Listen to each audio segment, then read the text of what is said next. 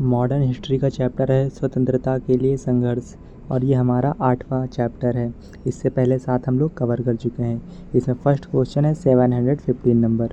बाल गंगाधर तिलक का home rule आंदोलन, होम रूल मूवमेंट कहाँ सक्रिय हुआ था? तो ये जो महाराष्ट्र वाला एरिया है वहाँ सक्रिय हुआ था। बाल गंगाधर तिलक ने 1916 में अपना होम रूल आंदोलन शुरू किया। यह मुख्य रूप से महाराष्ट्र में केंद्रित था, जो उनका गृह आधार था। इस क्षेत्र में उनका महत्वपूर्ण प्रभाव और अनुसरण था। उन्होंने महाराष्ट्र से अपने समाचार पत्रों केसरी मराठी में और मराठा अंग्रेजी में के माध्यम से अपने विचार प्रकाशित किए। अगला क्वेश्चन है, 2 शाखाओं में विभाजित निम्नलिखित में से किस संगठन की स्थापना लोकमान्य बाल गंगाधर तिलक और एनी बेसेंट ने की थी? तो होम रूल लीग की स्थापना एनी बेसेंट और बाल गंगाधर तिलक के द्वारा अलग अलग जगह पे की गई थी। तो होम रूल लीग अप्रैल 1916 में तिलक ने भारतीय होम रूल लीग की स्थापना जिसका मुख्यालय पूना में था की थी। उसकी स्थापना बाल गंगाधर तिलक ने की थी। लीग की पहली बैठक बेलगाम में हुई थी। सितंबर 1916 में एनी बेसेंट ने मद्रास में Akhil Bharatiya home rule league की स्थापना की और मद्रास में स्थापना की थी एनी बेसेंट ने। संगठन एवं उनके संस्थापक इंडियन एसोसिएशन सुरेंद्र नाथ बनर्जी और Anand Mohan Bose, theosophical society, Helena Blavatsky, Henry Steel Olcott, William Quan जज। फरवरी 1922 में संयुक्त प्रांत में निम्नलिखित में से कौन सी घटना घटी? तो चौरा चौरी कांड हुआ जिसमें 22 पुलिस वालों को जला दिया गया था पुलिस स्टेशन में। चौरा चौरी की घटना ब्रिटिश भारत में संयुक्त प्रांत अब के उत्तर प्रदेश के गोरखपुर जिले के चौरा चौरी में हुई थी। वहां पुलिस ने असहयोग आंदोलन में भाग लेने वाले प्रदर्शनकारियों के एक बड़े समूह पर गोलाबारी की। जवाबी कार्रवाई में प्रदर्शनकारियों ने एक पुलिस स्टेशन पर हमला किया और उसमें आग लगा दी, जिसमें मौजूद सभी लोग मारे गए। इस घटना में 3 नागरिकों और 22 पुलिसकर्मियों की मौत हो गई थी। चौरा चौरी की घटना के बाद महात्मा गांधी ने 12 फरवरी 1922 को असहयोग आंदोलन स्थगित कर दिया था। भारतीय राष्ट्रीय सेना का गठन निम्नलिखित में से किस देश में किया गया था? तो सिंगापुर में किया था सुभाष चंद्र बोस ने।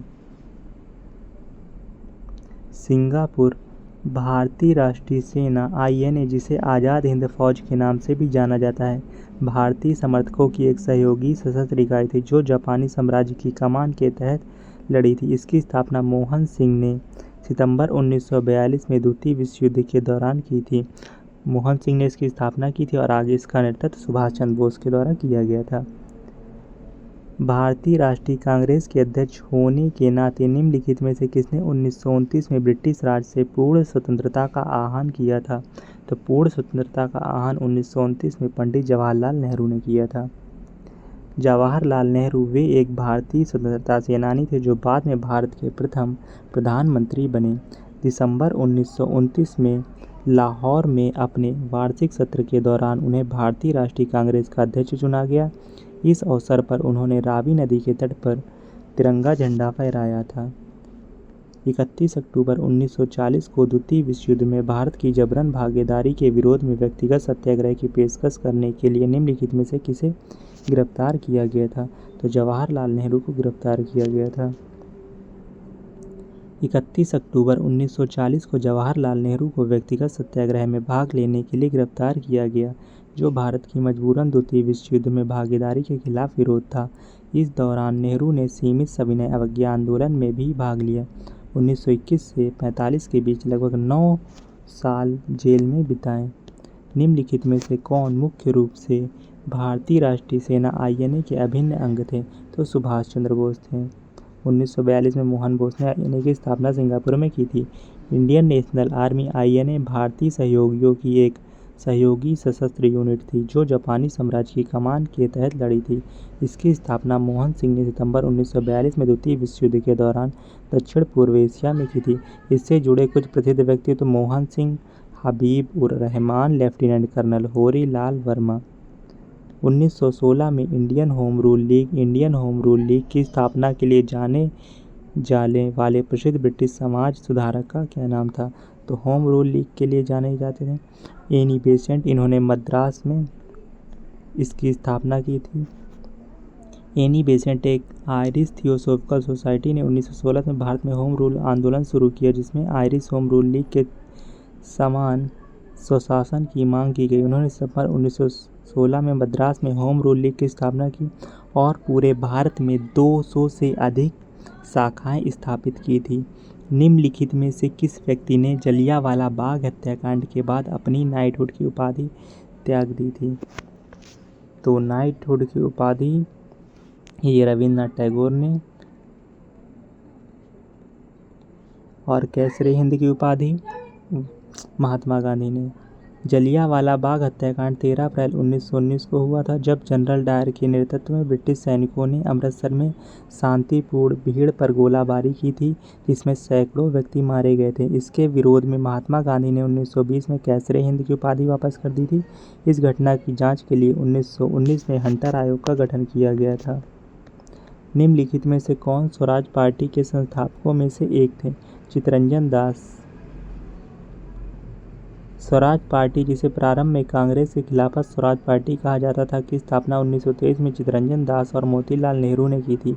यह गठन दिसंबर 1922 में भारतीय राष्ट्रीय कांग्रेस के गया वार्षिक सम्मेलन के बाद हुआ था। अन्य महत्वपूर्ण संगठन एवं उनके संस्थापक: भारतीय राष्ट्रीय कांग्रेस 1885, AO अखिल भारतीय किसान सभा 1936, सहजानंद सरस्वती, आज़ाद हिंद फौज 1943, नेताजी सुभाष चंद्र बोस। 1927 में डॉक्टर भीमराव अंबेडकर द्वारा निम्नलिखित में से कौन सा सत्याग्रह शुरू किया गया था? तो महान सत्याग्रह 1927 में डॉक्टर भीमराव अंबेडकर ने शुरू किया था। इसे चावदार तालाब सत्याग्रह के नाम से भी जाना जाता है, जो महाराष्ट्र के महाड रायगढ़ में शुरू हुआ था। यह चावदार तालाब के आसपास केंद्रित था, जो एक सार्वजनिक जल स्रोत था, जो विशेष रूप से उच्च जातियों के लिए आरक्षित था। निम्नलिखित नेताओं में से किसने 1940 में कांग्रेस की महिला विंग की स्थापना की थी? तो सुचेता कृपलानी ने महिला विंग की स्थापना की थी कांग्रेस की। 1963 से 67 तक उत्तर प्रदेश की प्रथम महिला मुख्यमंत्री थीं। उन्होंने 14 अगस्त 1947 को संसद के उद्घाटन सत्र में वंदे मातरम गाया। 15 अगस्त 1947 को भारत के पहले प्रधानमंत्री जवाहरलाल नेहरू ने दिल्ली में लाल किले के डैश के ऊपर भारतीय राष्ट्रीय ध्वज फहराया था। तो ये फहराया था लाहौरी गेट के ऊपर। भारत का राष्ट्रीय ध्वज 22 जुलाई 1947 को अपनाया गया, जिसे पिंगली वेंकैया ने डिजाइन किया था। यह प्रस्ताव किसने पेश किया कि भारत का राष्ट्रीय ध्वज केसरिया सफ़ेद गहरे हरे रंग का समान अनुपात में क्षैतिज तिरंगा होगा? तो ये जवाहरलाल नेहरू के द्वारा। 1931 में कराची में कांग्रेस समिति की बैठक में तिरंगों को हमारे राष्ट्रीय ध्वज के रूप में अपनाया गया था। टाइगर लीजन या फ्री इंडिया लीजन के संस्थापक कौन थे? तो सुभाष चंद्र बोस थे। आज़ाद हिंद फौज के संस्थापक 1941 में अंग्रेजों के खिलाफ लड़ने के लिए जर्मन सरकार की मदद से टाइगर लीजन का गठन किया गया था। तो आज़ाद हिंद फौज का गठन और टाइगर लीजन का गठन सुभाष चंद्र बोस ने। किस देश के अधिकारियों ने भारतीयों को ले जा रहे जहाज कोमागाटामारू को प्रवेश की अनुमति देने से इनकार कर दिया था? तो कनाडा ने। कोमागाटामारू एक कोयला परिवहन स्टीम शिप था, जिसे हांगकांग स्थित व्यवसायी गुरदीप सिंह ने खरीदा था। यह अप्रैल 1914 में हांगकांग से रवाना हुआ। एक महीने बाद वैंकूवर के बंदरगाह पर पहुंचा, जिसमें 376 लोग सवार थे, जिनमें से अधिकांश सिख थे। स्टीम शिप अंततः 29 सितंबर 1914 को कलकत्ता के बजबज में भारत वापस आ गया। राज्य के नीति निर्देशक तत्वों की उत्पत्ति निम्नलिखित में से किसमें खोजी जा सकती है? कराची प्रस्ताव में खोजी जा सकती है। कराची प्रस्ताव 1931 में कांग्रेस के कराची अधिवेशन की अध्यक्षता सरदार वल्लभ भाई पटेल ने की थी। गांधी इरविन समझौता 5 मार्च 1931 को हुआ। इसको सविनय अवज्ञा आंदोलन के अंत के रूप में जाना जाता है।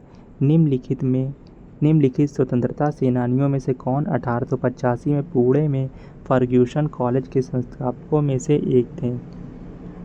फर्ग्यूसन कॉलेज के संस्थापक जो स्थापना की थी वो बाल गंगाधर तिलक ने की थी। फर्ग्यूसन कॉलेज के अन्य सह संस्थापक सदस्य वामन श्रीराम आप्टे, विष्णु शास्त्री चिपलूनकर, महादेव बल्लाल नामजोशी और गोपाल कृष्ण अगरकर। मोतीलाल नेहरू और CR दास ने किस आंदोलन के दौरान अपनी वकालत छोड़ दी? जब असहयोग आंदोलन चल रहा था तो उस टाइम पर CR दास और मोतीलाल नेहरू ने अपनी वकालत छोड़ दी थी। 1920 से 22 इसका आयोजन महात्मा गांधी द्वारा स्वशासन प्राप्त करने के लिए किया गया था। मोतीलाल नेहरू, सी राजगोपालाचारी, सैफुद्दीन किचलू, वल्लभ भाई पटेल, आसफ अली, टी प्रकाशम और राजेंद्र प्रसाद जैसे कई वकीलों ने अपनी वकालत छोड़ दी।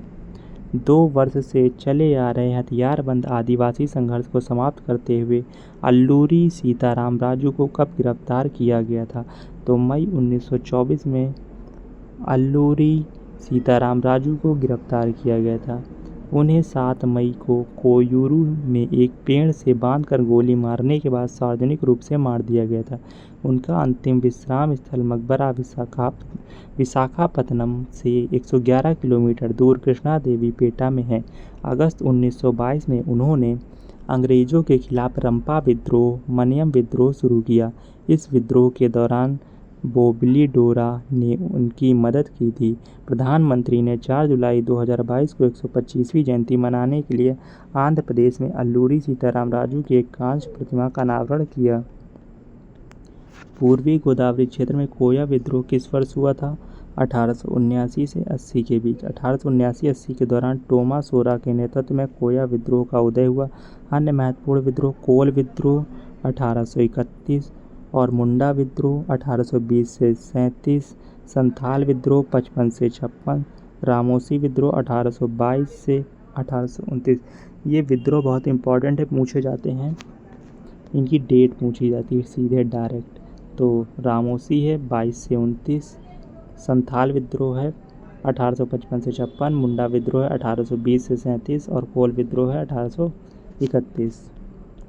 औपनिवेशिक शासन के दौरान निम्नलिखित में से किस क्षेत्र में बाबा रामदेव ने मुख्य रूप से किसान संघर्ष का नेतृत्व किया था? बाबा रामचंद्र ने मुख्य रूप से किसान संघर्ष का नेतृत्व किया था। तो अवध से नेतृत्व किया था रामचंद्र ने। उन्होंने अवध में तालुकदारों और जमींदारों के खिलाफ एक किसान आंदोलन का नेतृत्व किया। निम्नलिखित में से किस स्थान पर सी राजगोपालाचारी ने वर्ष 1930 में नमक कानून तोड़ा था? तो वेदारण्यम में सी राजगोपालाचारी ने 1930 में तत्कालीन तंजौर जिले के एक छोटे से तटीय शहर वेदारण्यम में नमक कानून तोड़ा। स्वतंत्र भारत के प्रथम भारतीय गवर्नर सी राजगोपालाचारी थे। सुभाष चंद्र बोस द्वारा स्थापित भारतीय राष्ट्रीय सेना में महिला रेजिमेंट का क्या नाम था? तो झांसी की रानी रेजिमेंट। मणिपुर के किस महाराजा ने भारत सरकार के साथ विलय पत्र पर हस्ताक्षर किए? तो बोधचंद्र सिंह ने 11 अगस्त 1947 को मणिपुर की आंतरिक स्वायत्तता के आश्वासन के साथ विलय पत्र पर हस्ताक्षर किए। इस समझौते ने मणिपुर को भारत संघ में शामिल कर लिया। हालांकि 1949 में मणिपुर विलय समझौता के साथ पूर्ण एकीकरण हुआ। निम्नलिखित में से कौन कांग्रेस सोशलिस्ट पार्टी के संस्थापक सदस्यों में से एक थे? तो राम मनोहर लोहिया थे। राम मनोहर लोहिया कांग्रेस सोशलिस्ट पार्टी, भारतीय राष्ट्रीय कांग्रेस के भीतर सोशलिस्ट कॉकस 1934 में स्थापित। अन्य संस्थापक जयप्रकाश नारायण और आचार्य नरेंद्र देव। 1923 का झंडा सत्याग्रह किस शहर में आयोजित किया गया था? तो नागपुर में किया गया था। झंडा सत्याग्रह भारतीय स्वतंत्रता आंदोलन के दौरान सविनय अवज्ञा का एक हिस्सा था। डैश को फरवरी 1915 के गदर षड्यंत्र में उनकी भूमिका के लिए नवंबर 1915 में लाहौर में निष्पादित किया गया था।